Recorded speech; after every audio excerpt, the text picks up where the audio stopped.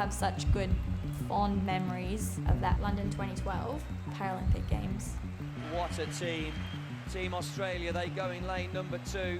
I was really, really nervous, but as soon as I was diving in, it was pretty much just game on. To do what you were doing during training, you just replicate it in the pool. And you could just see, and all the teams, they were all just screaming at their swimmers. And then it flashed up on the scoreboard that we'd won, and it was on a world record. It was like, I couldn't believe it. It goes to lane number 2. Oh my word, I've not seen anything like that before. It was just an incredible, incredible moment. I couldn't have imagined at this point I would start to have questions about fairness in Paralympic sport.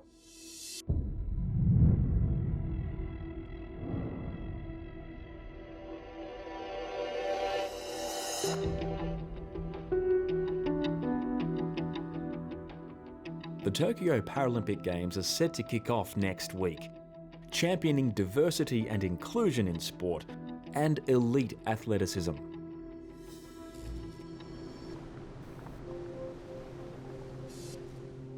But in Perth, former gold medalist Kat Downie isn't gearing up for Tokyo. She's lost faith in the Paralympic movement over concerns the system for classifying athletes is not fair and transparent. I have cerebral palsy, which is a neurological disability, and it affects my right side. I was born with my disability. However, I wasn't fully aware of the extent of it until I was about 15. What do the Games mean to, what does the Paralympics movement mean to Kat Downie? I could just think about young girls, young boys similar to myself who have just gone through a diagnosis, I guess, and seeing that there is this whole other world of opportunity and potential that they can't let their diagnosis shut them out from. These are your London 2012? Yeah, both of them. Both of them. That was my first games, first and only games. You know, first and foremost, it was a spectacular games. Quite special. Very special. And it was absolutely tremendous watching, not just Kat winning her medals in the relays, but watching Kat compete, watching other swimmers compete. Oh, this is me. This is you. But as Kat's mum Mel watched event after event at the London Paralympics, she started to feel as though some seemingly less disabled athletes were competing in the same categories as more disabled athletes.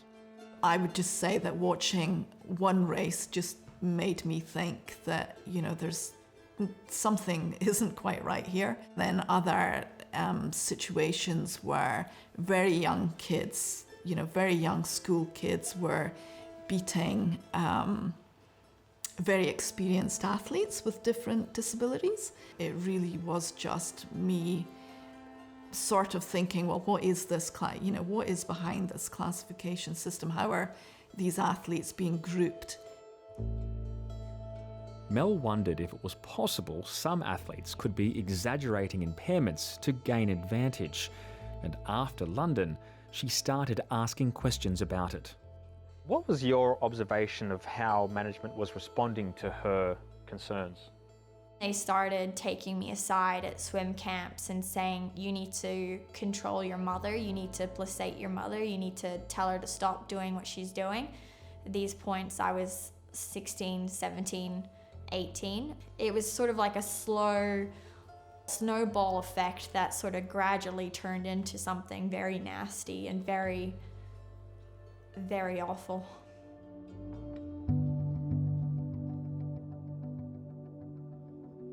At the core of the Downies' concerns was what's known as the classification system, which they claim can be manipulated to gain advantage. The system is used to group together athletes according to their level of impairment, kind of the same way age or weight classes work in non-disabled sports. It's the cornerstone of the Paralympics movement. Eligible impairment types are broken down into 10 categories, 8 for physical disability, 1 for visual impairment, and 1 for intellectual disability.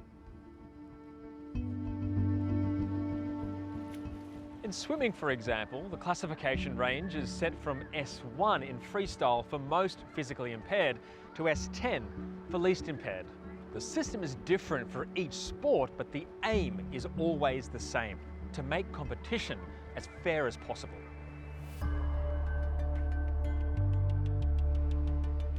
Classification seems like a complicated beast, so I want to hear from a classifier. Hey, how's it going? Hey, I'm Rachel. Lucky, nice to meet you. Nice to meet you too. I'm going to be classifying you today. So, classifiers do the role on a volunteer basis.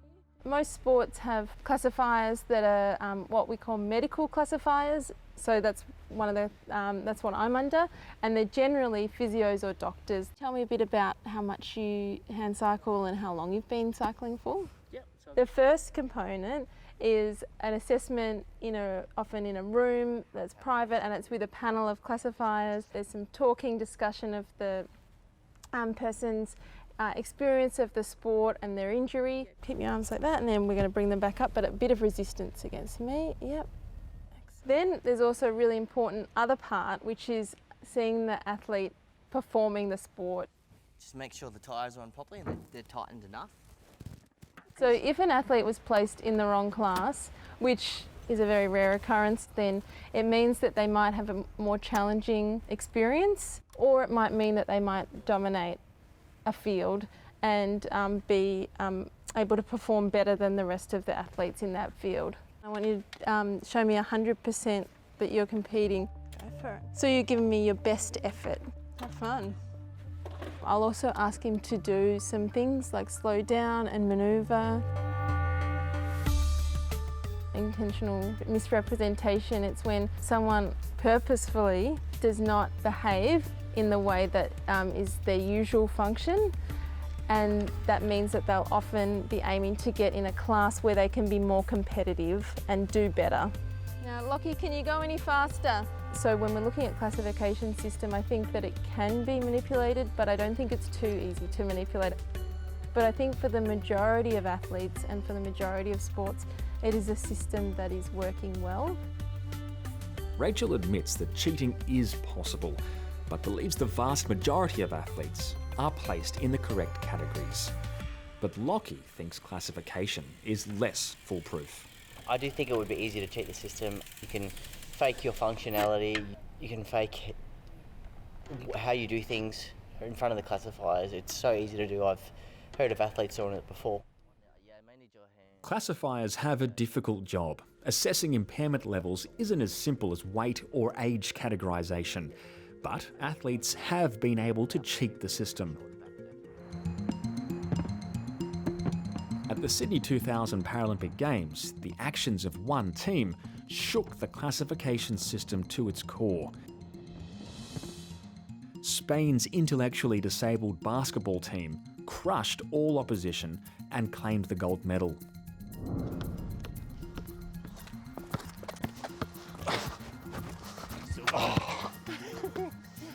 But to Bradley Lee, something didn't seem quite right. And it wasn't. I'm too strong, B. I'm a former member of the Australian Boomerangs, plays with an intellectual disability basketball team that represented Australia in Sydney in 2000. Without a doubt, the proudest sporting achievement of my life, yeah.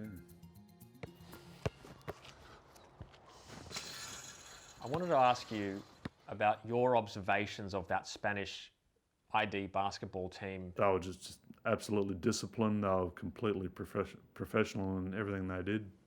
Yeah, they never got upset. They never showed any emotion. This clip from the gold medal match between Spain and Russia shows a highly methodical performance from the Spaniards. Yeah, we played them in Brazil 2 years before that, and yeah, they were an absolutely totally different team. That's because Spain brought in new recruits for the 2000 Paralympic team, and 10 out of the 12 players had no intellectual disabilities at all. When I found out, I was disappointed and upset. That's putting it politely. Put it in politely for me. But I was livid. I wanted heads on the plate. One of the Spanish players was an undercover journalist. He blew the scandal wide open, claiming the only classification tests he did when joining the team were 6 push-ups and a blood pressure test. You look at Australians like, we're proud of who we are, and we're determined to win fairly. These guys were just half the team shouldn't even been there. The fraud resulted in the ban of intellectually disabled sport in the Paralympics until London 12 years later. Intellectually disabled basketball remains banned from the Games. And what did it mean for your Paralympic dreams going forward? Just basically blew them out of the sky. Just, whatever aspirations you had to participate in a Paralympic level competition again were virtually vanished. We're being punished by this one team, just like any drug cheat, Let them serve the time, but don't crucify the rest of the game. If you could go back in time and sit down in a room with those Spanish basketballers, what would you say to them? I'd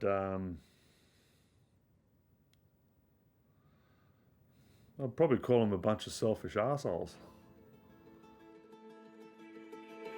The Paralympic Games began more than 70 years ago and have grown to become one of the world's largest sporting events. Its key values are courage, determination, inspiration and equality. With Tokyo just 1 week away, competitors are hunkering down in COVID-safe training bubbles. I caught up with a few of them to see if they have concerns about cheating. En estos momentos me encuentro en el centro de alto rendimiento de aquí en España, en Sierra Nevada. Ricardo Ten has won 7 medals, including 2 gold in Sydney, and he's on his way to Tokyo as a cyclist.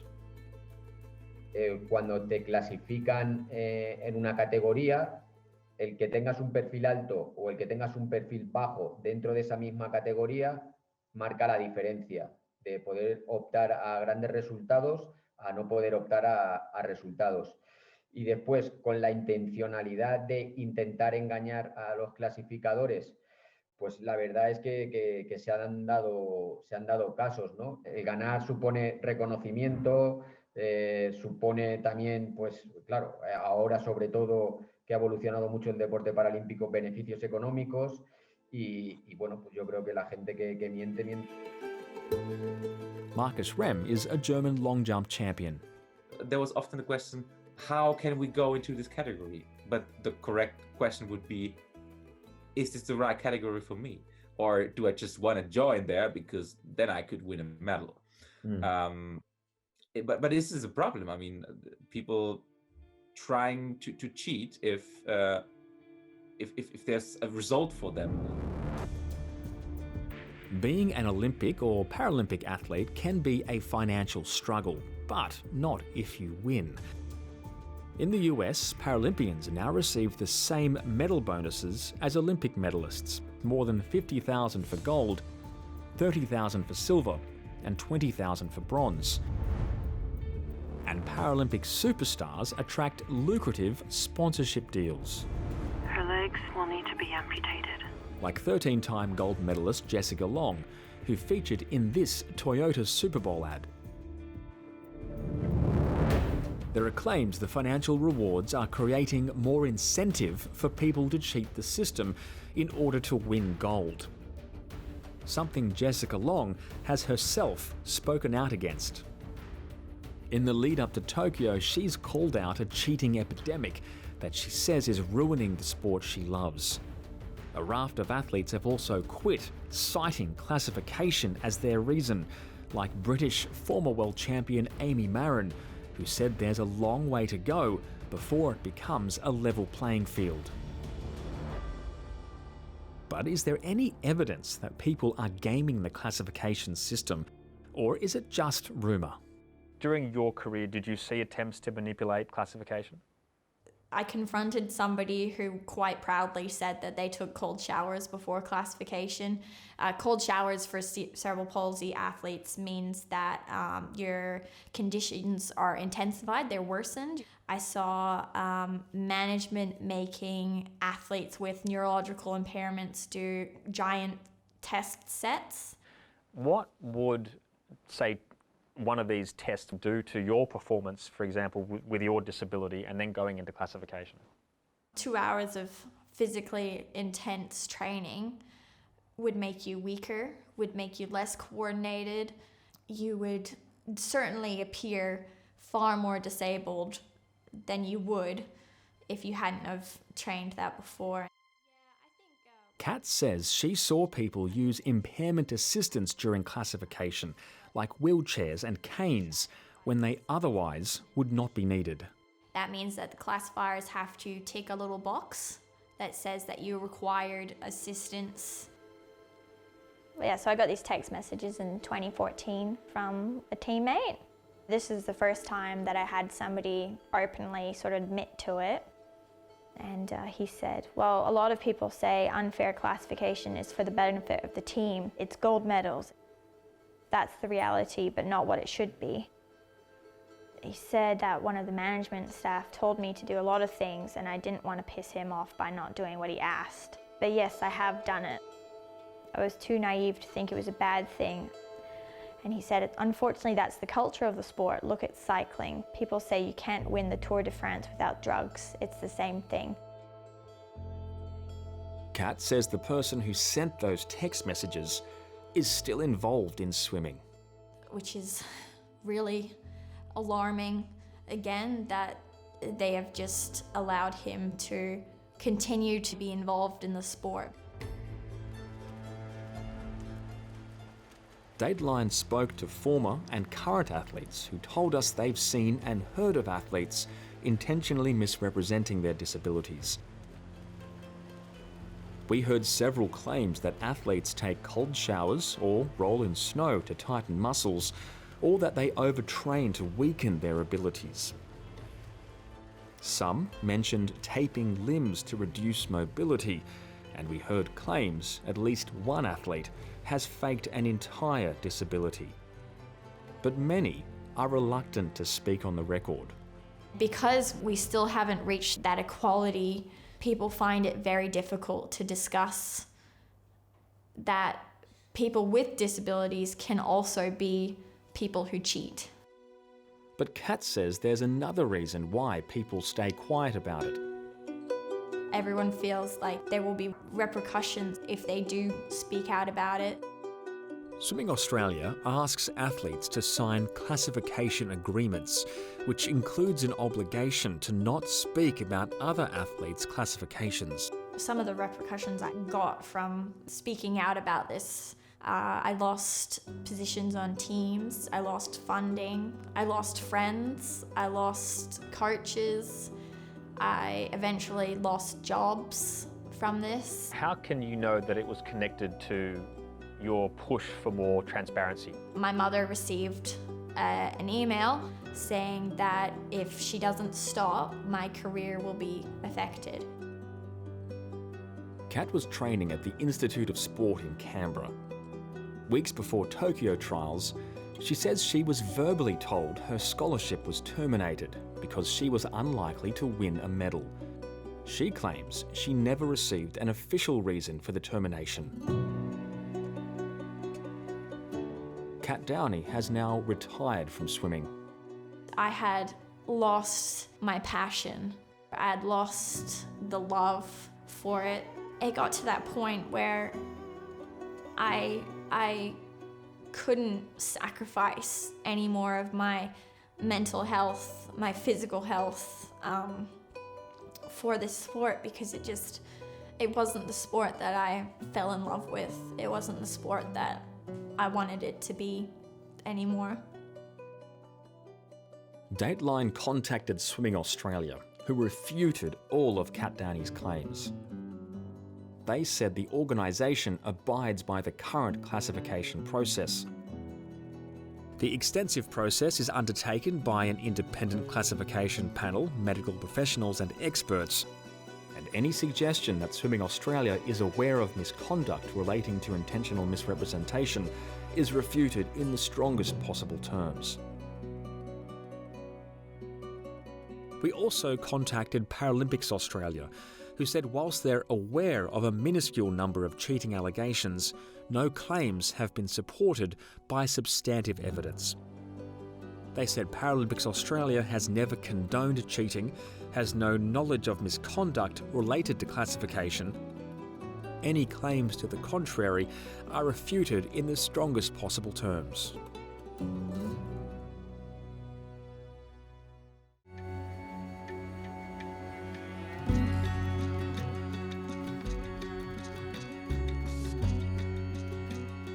At the moment, it's virtually impossible to prove beyond doubt that a Paralympic athlete could be cheating the classification system. At the University of Queensland, there's a world-leading research team trying to change that. Our research team's actually been working together for a really long time. The process that we're trying to undertake here is to create systems that are based on data and evidence that can actually differentiate between when someone's giving maximal effort and when someone's not. So this is our strength rig. And it was purpose-built, so predominantly what we're interested in is the force that athletes are pushing through the centre. And today, Emma and Sean will be testing wheelchair rugby player Luke to answer a complex question. Luke. Good to see you, mate. Yeah, likewise. If I tell you to pull your hand towards your shoulder as hard as you can, and I say, oh, no, you're not trying hard enough, try harder. And you say you are, and I say you're not, where do we go from there? In classification, it's so important to get that maximum effort. It's a bit cold this morning, so my legs are really tight, so I just got to slowly move, otherwise I'll spasm and... It's not because we're such mean-spirited people and we want to catch these cheaters out. We also know from studies that if we come up with a system that's really foolproof, people are less likely to try to cheat it. You can put your hands up like that, right in the middle. I'm going to check your elbow angle just to make sure. One word that repeatedly comes up when discussing classification is fairness. Do you think you can make the system fairer? Fairness sometimes people think about it making everything equal. Elite sport isn't about making it equal, it's about finding the elite athletes. It's about finding the best in the world for their level of disability or impairment. So the only way to do that is to have a valid, transparent, reliable classification system that can actually show you, hey, this person won a parasport event because they are the most well-trained, they're the most talented. Ready? Okay, start pushing. Push harder, push harder, push harder, push harder. Now go absolute max. Come on, hard as you can. Hold it, hold it, hold it. And relax, relax, relax, relax. Beautiful. So the part where I got you to build up your force really slowly, you can see this ramp up of the curve. So nice slow build up of force. So the research on intentional misrepresentation could actually be a game changer, not just for the integrity of the system, but also for the confidence that everyone can have in making sure that people are... Even the athlete themselves. Absolutely. Do you think that the very future of Paralympic sport is on the line here if this system can't be sorted out? I think that the process of moving towards evidence-based classification systems is absolutely an imperative part of the future of the movement. We don't have a funding agreement in place for beyond 2021, so it requires investment from the IPC. If we're going to have this shining light that is the Paralympic Games, classification is absolutely fundamental. This groundbreaking technology isn't yet available across the board. But some countries have tried to address intentional misrepresentation.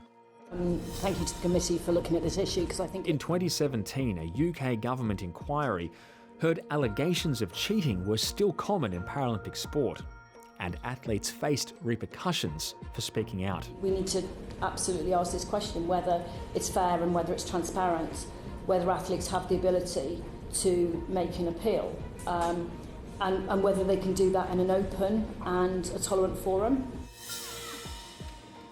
Under intense scrutiny, some sports took action by revising their classification systems. But some athletes claim these efforts have only made a bigger mess.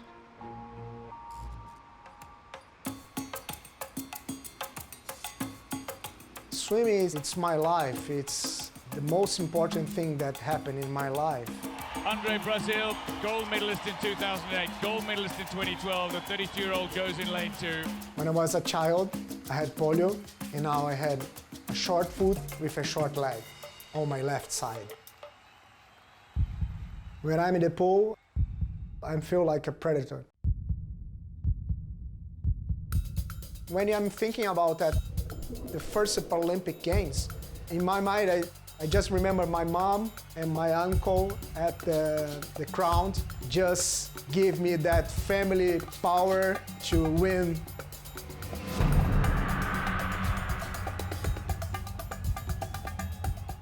As an S10 swimmer, Andre won 14 Paralympic medals, including 7 gold, 32 World Championship medals, and set 4 world records.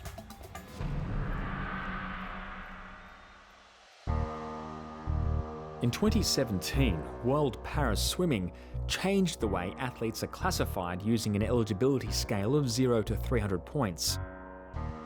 Andre needed 285 points or less to remain in his category, but he scored 286, missing out by 1 point. He was told he was no longer disabled enough to compete at all. That 1 point just killed all my dream. And after almost 15 years, swim with the Paralympic guys, that they said me that the new system just kicked me out from the sport. But it's hard when you compare different disease and trying to classifying. But I'm pretty sure that I'm not different with all my friends who are still at the system. And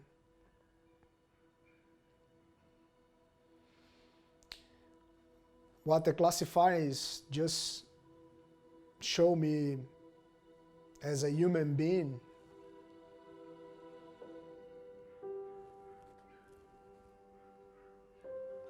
Take your time.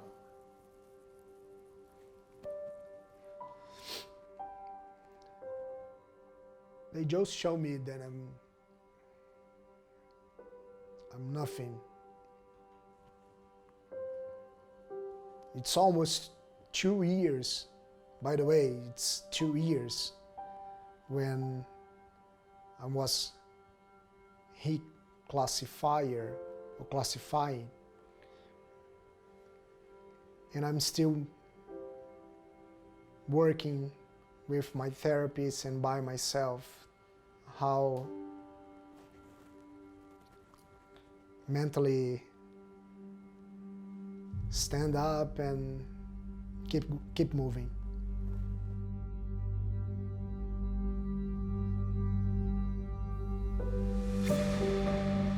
The IPC has strongly refuted accusations that the classification system is broken or not fit for purpose.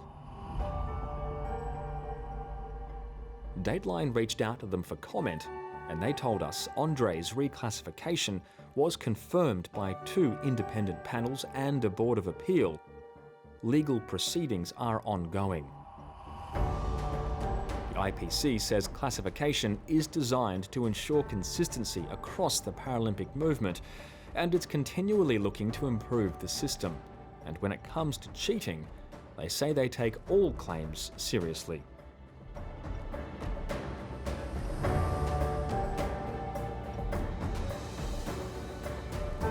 The Paralympics movement remains a powerful reminder that living with a disability doesn't mean you can't be an elite athlete. I'm still a dreamer. Just the possibility to give your 100%, to show your skill and show the people it's possible to do something when you work hard. As another collection of athletes prepare for Tokyo, the question remains: can the Paralympics live up to its values of equality and inclusion? I feel that it's really important for us to get this classification system right, because the Paralympic movement and what that represents, it's inspiring, it's taking down barriers, it's taking away stereotypes. I believe that it can be fixed. I believe that it is important that it should be fixed. I believe that it should be a priority